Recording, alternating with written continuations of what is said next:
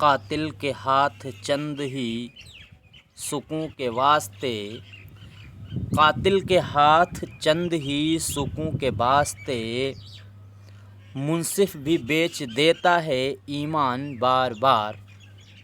नाजरीन, मैं हूँ बिस्मिल आफ्ताब आलम और आप देख रहे हैं उर्दू हिंदी नॉलेज चैनल। आइए, जो सिलसिला चल रहा था उसी में आगे बात करते हैं। कल जो मैंने वीडियो पेश की थी, देखने वालों की संख्या बहुत कम रही। जिन्होंने देखा होगा उनको लगा होगा कि कहाँ से कल मैंने जो फैक्ट पेश किए थे वो इम्पोर्टेंट हैं आपके एग्ज़ाम के लिए। आज भी वही करूँगा। दूसरी बात, जो कल मैंने शेर पढ़ा था वो शेर था, जो कल वाला शेर था वो हज़रत मोहानी साहब का था। दुश्मन के हाथ दुश्मन के मिटाने से मिटा हूँ न मिटूँगा, और यूँ भी मैं फ़ानी हूँ, फ़ना मेरे लिए है। ये शेर हज़रत मोहानी का था, याद रखिएगा। आज का पहला सवाल जिस पे हम लोग बात करेंगे, हुस्न कूज़ागर ये नज़्म है। 4 हिस्सों में ये तकसीम की गई है। तो किसकी लिखी हुई नज़्म है? उम्मीद करता हूँ सभी का आंसर बिल्कुल सही होना चाहिए। लिखी हुई ये नज़्म है नून मीम राशिद की, और ला इंसान में इसका पहला हिस्सा है। गुमान का मुमकिन इनकी लिखी हुई शेरी मजमुआ आखिरी है नून मीम राशिद का, उसमें हुस्न कूज़ागर के 3 हिस्से शामिल हैं। अगला सवाल देखिए, मखदूम मोइनुद्दीन की नज़्म कौन सी है? अब यहाँ से आसान से सवाल शुरू होते हैं और मैं आपके सामने कुछ डिस्कस करता चलता हूँ। देखिए, अगर आपसे पूछा जाता है कुछ ख़ास बातों में, मुंशी प्रेमचंद के अफ़साने आपको अच्छे से याद होना चाहिए। उसमें आपको याद रखना है, देखिए, मासूम बच्चा कौन सा अफ़साना कितने हिस्सों में है, इससे सवाल उठा लिए जाते हैं। मासूम बच्चा, रोशनी और इंसाफ की पुलिस, ये तीनों याद रखिएगा। ये तीनों कितने हिस्सों पर हैं? तो ये तीनों अफ़साने 3-3 हिस्सों पर हैं। चाहे वो मासूम बच्चे के हिस्से पूछ लिए जाए, चाहे रोशनी की रफ़्तार अगर पूछ जाए, शेरी मजमुआ है, वो अफ़सानवी मजमुआ है कुर्रतुल-ऐन हैदर का, और इंसाफ की पुलिस, ये तीनों जो मुंशी प्रेमचंद के हैं, ये तीनों हिस्सों 3-3 हिस्सों पर है, याद रखिएगा। ये जो सवाल था, इसका जो आंसर होगा वो सही होगा आपका चांद तारों का बन, याद रखिए, आज़ादी पे लिखी हुई नज़्म है। अगला है सुरीले बोल, किसका मजमुआ है, किसका जो है वो लिखा हुआ मजमुआ है? तो सुरीले बोल। अच्छा, कल एक सवाल गलत हुआ था, वो याद रखिएगा। जो मैंने बताया था क्या था, शोहरत आम वक़ाए, आगे देखो जहन में नहीं आ रहा, तो वो मोहम्मद हुसैन आज़ाद का लिखा हुआ इंशाया था, याद रखिएगा। अब याद आएगा तो मैं बताऊँगा। तो सुरीले बोल किसका लिखा हुआ मजमुआ है? आप उम्मीद करता हूँ सभी का आंसर सही होना चाहिए। लेकिन आगे जो बात कर रहे थे उसमें देखिए, अगर मुंशी प्रेमचंद के तीनों अफ़साने मैंने बताए, उसके अलावा 2 अफ़साने और भी याद रखिए, नई बीवी और बदनसीब माँ। ये 2 अफ़साने हैं। अगर इनका पूछ लिया जाए कितने हिस्सों पे हैं, तो ये 5-5 हिस्सों पे हैं। नई बीवी भी 5 हिस्सों पे है, बदनसीब की माँ भी 5 हिस्सों पे है। सुरीले बोल याद रखिएगा, ये है अज़मतुल्लाह का लिखा हुआ मजमुआ है। सवाल है, पंजाब में हिमायत इस्लाम किस सन में शाया हुई? तो इसमें आपका आंसर क्या सही होगा? पंजाब में हिमायत इस्लाम जो है, अंजुमन पंजाब लाहौर जो कायम हुई थी, उसी के तहत इसका क़याम कब आया है, उसके बाद। तो उम्मीद करता हूँ ये आंसर सभी का सही होना चाहिए। एक आसान सा सवाल है। अच्छा, एक और भी मुंशी प्रेमचंद का अफ़साना याद रखिएगा। अगर आपसे पूछ लिया जाए, बाई चांस पूछ भी सकता है, मालकिन एक अफ़साना है मुंशी प्रेमचंद का, वो कितने हिस्सों पर है? तो याद रखिए वो 7 हिस्सों पर है। ये भी आपको जहन में अच्छे से रखना चाहिए। आगे देखिए, इसमें आंसर आपका सही होगा 1884। आपका फर्स्ट आंसर सही होगा। अगला सवाल देखिए, इकबाल की तफ़हीम के सिलसिले में लिखी हुई किताब रूह इकबाल किसकी तसनीफ़ है? रूह इकबाल इनमें से किसकी लिखी हुई तसनीफ़ है? उम्मीद करता हूँ सभी का आंसर बिल्कुल सही होगा। अच्छा, दूसरी चीज़ याद रखिए, इसमें अगर बाई चांस आपसे पूछ ले इकबाल जो है माहिर इकबालियात किसको कहा जाता है, तो जगन्नाथ आज़ाद का। लेकिन ये किताब जगन्नाथ आज़ाद की नहीं है, याद रखिएगा। अच्छा, दूसरी चीज़ ये है कि हम अगर आपसे पूछा जाए इसमें चुग़ताई का पहला नावल या फिर पहला अफ़सानवी मजमुआ, दोनों 1941 में आए हैं। नावल इनका जो पहला है वो ज़िद्दी है, और अफ़सानवी मजमुआ 2 कलियाँ हैं। बाई चांस पहला जिसका भी है वो याद रखिएगा हर हाल में। इसमें आंसर आपका होगा यूसुफ़ हुसैन ख़ान, आपका फर्स्ट आंसर सही होने वाला है। सही है, हाँ, रूहे इकबाल।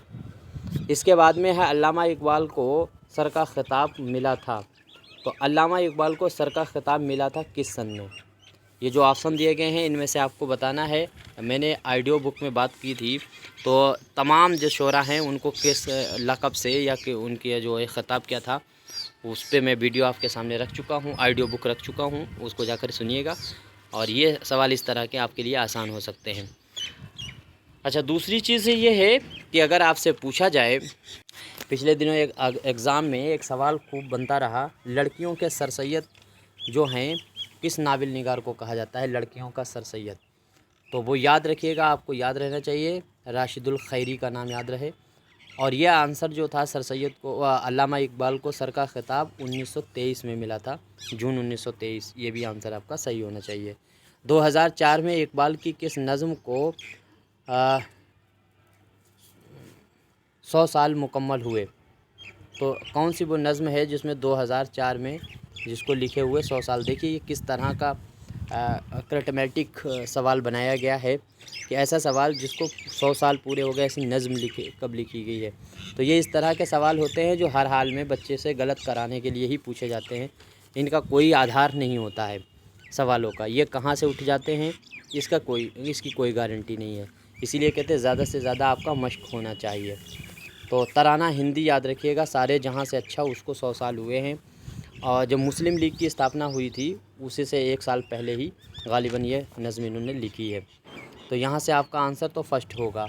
उम्मीद करता हूँ सभी का आंसर सही हुआ होगा, और अगर नहीं आपको मालूम है तो नोट कर लीजिएगा।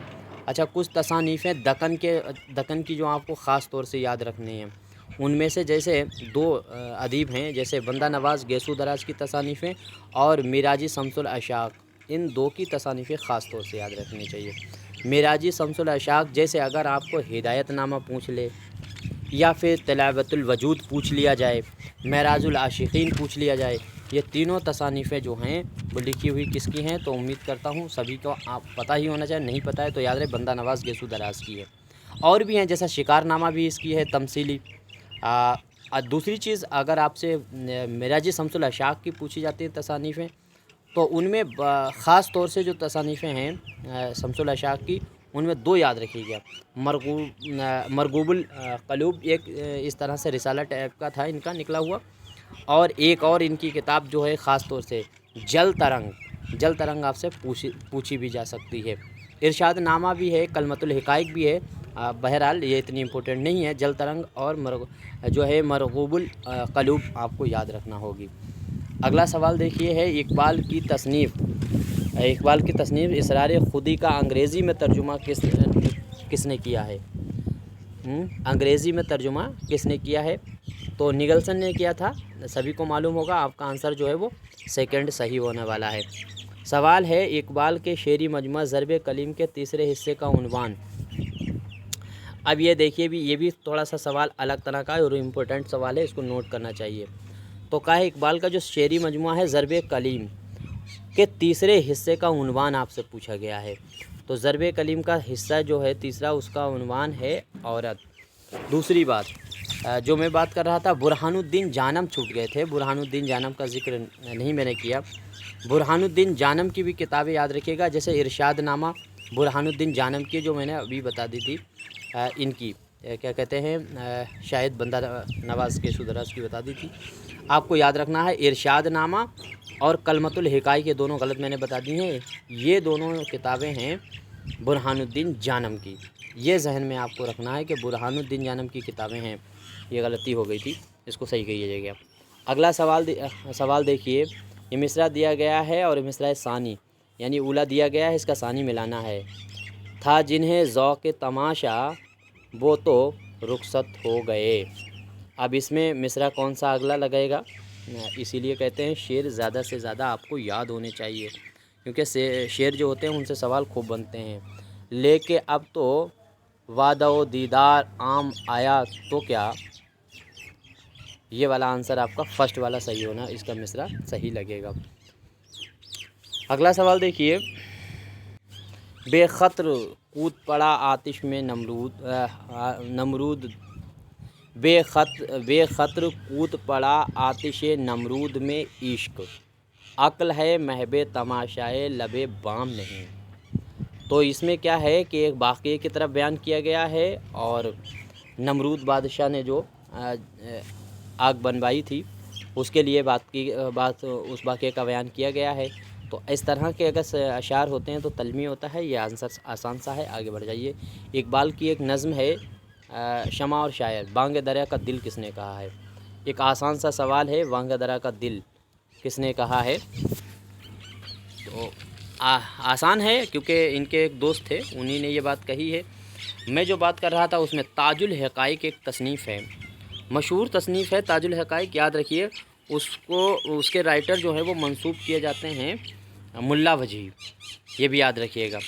ताजुल हक़ाइक़ कभी कभी इसको पूछ लेते हैं, तो मैं आपके सामने कोशिश करता हूँ कि ऐसे सवाल आ जाएं, रख दूँ।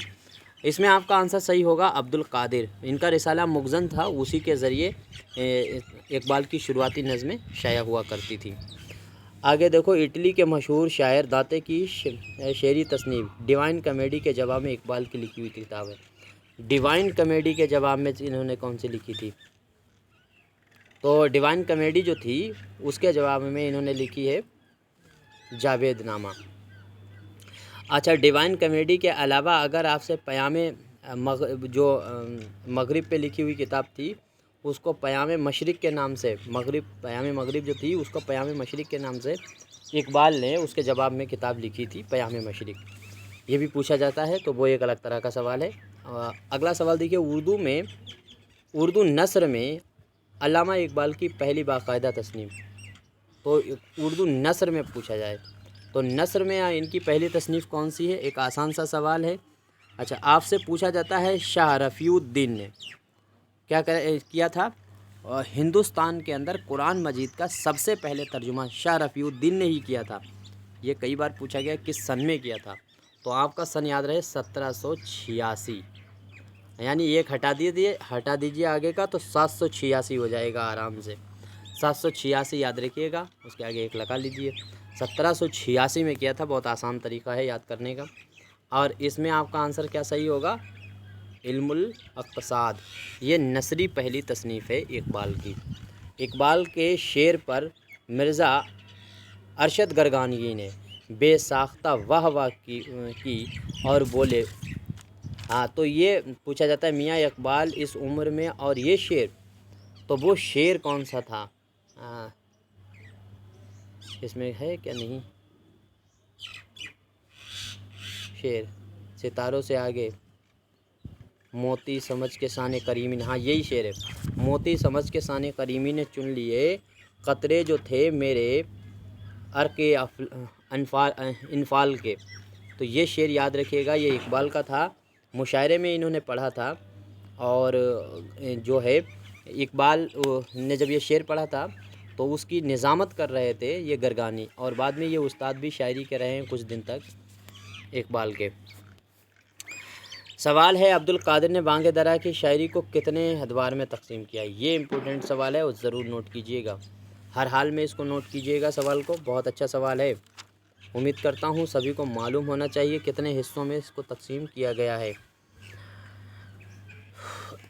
अभी जो मैं बात कर रहा था उसमें एक चीज़ और याद रखिएगा, इंशाए जो होते हैं लिखे जाते हैं, इंशाए के बारे में क्या है, इंशाए जो होते हैं उसके बारे में इसी नाम से इंशाए बेखबर और रश्क के लालो गौहर, ये दो तसानीफ़ें हैं, पूछी जा सकती हैं या पूछी भी गई हैं कई बार। तो ये किसके लिखे हुए हैं, ग़ुलाम गौस बेखबर का नाम याद रखिएगा हर हाल में।